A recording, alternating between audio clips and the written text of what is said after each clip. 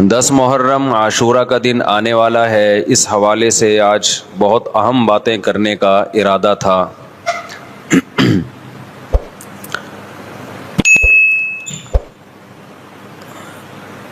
محرم میں کیا کرنا چاہیے، کربلا کا واقعہ اصل ہے کیا؟ کربلا کے واقعے پر تو میں ایک پورا بیان چند سال پہلے ریکارڈ کروا چکا ہوں، لیکن اس واقعے سے اہم سبق کیا ملتے ہیں؟ محرم میں ہم کون سے ایسے کام کر رہے ہیں جس سے ہم اللہ کے غضب کے مستحق ٹھہر رہے ہیں؟ یہ چند باتیں ہیں جس پر انشاءاللہ آج میں بات کروں گا۔ اللہ تعالی ہم سب کو عمل کی توفیق عطا فرمائے اور حق کہنے کی توفیق عطا فرمائے۔ دیکھو، ایک بات خوب اچھی طرح سمجھ لو، اسلام 1400 سال پہلے مکمل ہو چکا ہے۔ کسی واقعے کی وجہ سے اسلام کو تبدیل نہیں کیا جاتا،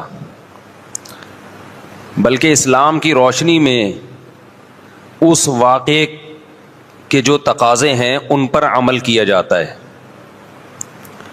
ہمارے ہاں ہو یہ رہا ہے، واقعات کی بنیاد پہ مسائل نکالے جا رہے ہیں۔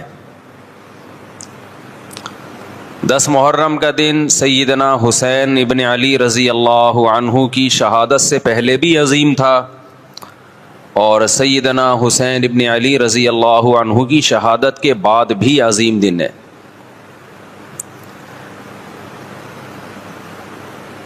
آج آپ نے ایک نعرہ بہت سنا ہوگا کہ جی اسلام میں فرقہ واریت نہیں ہے، ہم کسی فرقے سے نہیں ہیں۔ میں بار بار کہتا ہوں کہ یہ بڑا خوشنما نعرہ ہے جو سننے میں بہت اچھا لگتا ہے۔ کچھ باتیں سننے کی حد تک بہت اچھی ہوتی ہیں، لیکن پریکٹیکل لائف میں ان کی ویلیو بالکل بھی نہیں ہوتی۔ جب آپ پریکٹیکل لائف میں آتے ہیں تو پھر آپ کو یہ فیصلہ کرنا پڑتا ہے کہ آپ کس فرقے سے تعلق ہے آپ کا۔ آپ سنی ہیں، شیعہ ہیں، معتزلہ ہیں، مرجیہ ہیں، قدریہ ہیں، ناصبیہ ہیں، کیا ہے آپ کا فرقہ؟ یہ کہہ دینا آسان ہے، میرا کوئی فرقہ نہیں ہے۔ اس پر سب سے بڑا اشکال یہ ہوتا ہے، یہ میں اس لیے فرقے کی بات کر رہا ہوں کہ آپ کو بھی طے کرنا پڑے گا کہ آپ یا تو شیعہ بن جاؤ بھائی، یا سنی بن جاؤ، ایک طرف ہو جاؤ آپ۔ محرم میں شیعہ بنے ہوئے ہوتے ہیں، رمضان میں سنی بنے ہوئے ہوتے ہیں، ربیع الاول میں بریلوی بنے ہوئے ہوتے ہیں، تو پتہ ہی نہیں چلتا کہ ٹکتا ہی نہیں ہے کسی ایک جگہ۔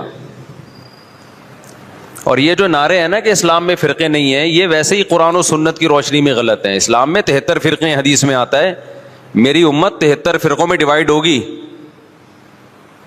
جن میں ایک جنتی ہوگا اور 72 جہنمی ہوں گے۔ تو وہ ایک جنتی بھی تو فرقہ ہی ہوگا نا۔ جس نے عمل نہیں کرنا ہوتا نا، وہ یہ کہہ کے جان چھڑاتا ہے کہ میرا کوئی فرقہ نہیں ہے، تاکہ وہ بے پیندے کے لوٹے کی طرح لڑکتا رہے، کبھی ادھر کبھی ادھر، کیونکہ عمل تو کرنا نہیں ہے اس نے۔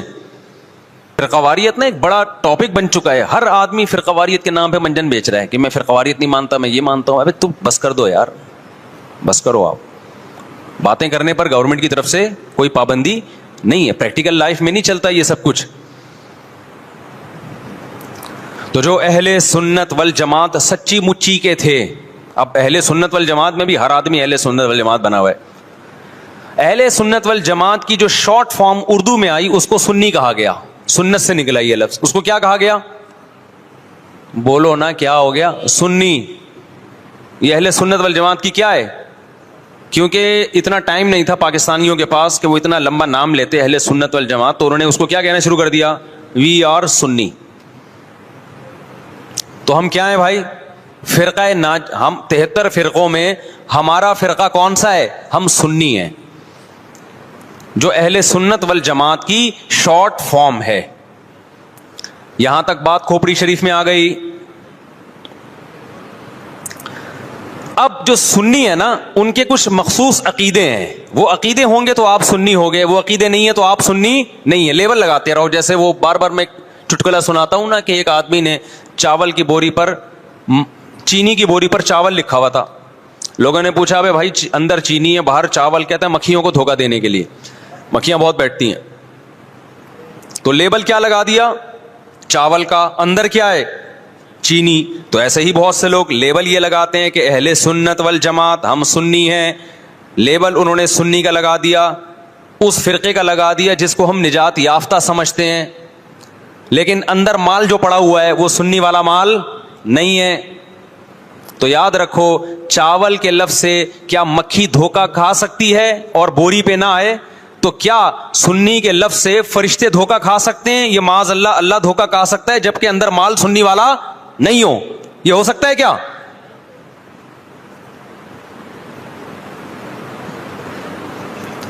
تو اس لیے میں کہتا ہوں آپ ایک چیز ہو جاؤ، یا سنی ہو جاؤ یا شیعہ ہو جاؤ یا کچھ اور ہو جاؤ.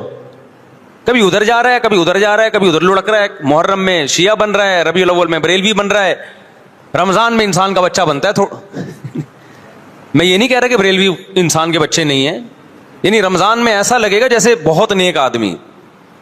تراویح میں پہلے 3 دن دیکھو نا آپ.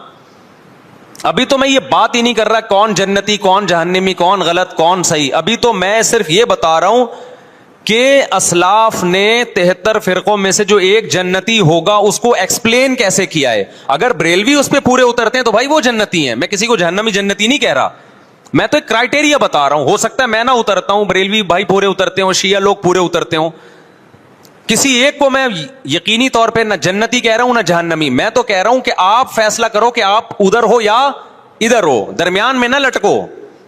ایسا نہیں ہو سکتا ایک ٹانگ جہنم میں ایک ٹانگ جنت میں آپ کی، یا تو پورے ادھر جاؤ گے یا پورے ادھر جاؤ گے. کھوپڑی شریف میں بات آ رہی ہے کہ نہیں آ رہی ہے؟ تو نبی صلی اللہ علیہ وسلم نے فرمایا جنتی فرقے کی علامت ما انا علیہ و اصحابی، جس پر میں اور میرے صحابہ ہوں. اب نبی اور نبی کے صحابہ کس طریق پر تھے، کس ٹریک پر تھے؟ اس کو امام طحاوی رحمہ اللہ تعالی جو حنفیہ میں بہت بڑے محدث گزرے ہیں، امام ابو حنیفہ کے شاگردوں کے شاگردوں کے شاگردوں میں تھے، انہوں نے اس دور میں ایک کتاب لکھی عقیدہ طحاویہ کے نام سے، اور اس میں اہل سنت والجماعت کے عقائد اور ان کی بنیادی عقیدوں کو ایکسپلین کیا. ایک متن لکھا جو پوری دنیا میں مانا گیا، اور پوری دنیا کے علماء کا اتفاق ہوا کہ اہل سنت والجماعت میں داخل ہونے کے لیے ان عقیدوں کا ہونا ضروری ہے. اہل حدیث نے بھی مانا اس کو، اب اہل حدیث کی یونیورسٹی میں پڑھایا جاتا ہے، حنفیوں نے بھی مانا، مالکیوں نے بھی مانا، شافعیوں نے بھی مانا، حنبلیوں نے بھی مانا، سعودی عرب کی یونیورسٹی میں بھی پڑھائی جاتی ہے. وہ لکھنے والے اگرچہ حنفی تھے لیکن وہ جو عقیدے تھے وہ سب کے ہیں. وہ اس سے اہل سنت غیر اہل سنت سے کیا ہو رہے تھے، ان میں فرق ہو رہا تھا. سمجھتے ہو کہ نہیں سمجھتے؟ اس کتاب کا نام کیا ہے؟ العقیدۃ الطحاویہ.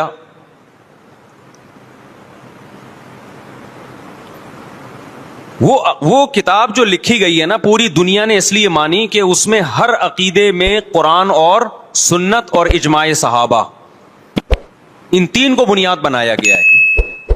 قرآن سے ہو، اور قرآن کی ایسی تشریح جو حدیث مانتی ہو، اور قرآن اور حدیث کی وہ تشریح جو صحابہ مانتے ہوں. لہذا اس وقت پوری دنیا میں جو اہل حق علماء تھے ان کا اتفاق ہو گیا، اور اب تک یہ اتفاق چلا آ رہا ہے کہ جو ان عقیدوں سے ہٹے گا وہ یا تو قرآن کے راستے پر نہیں ہے، یا نبی کے راستے پر نہیں ہے، یا صحابہ کے راستے پر نہیں ہے.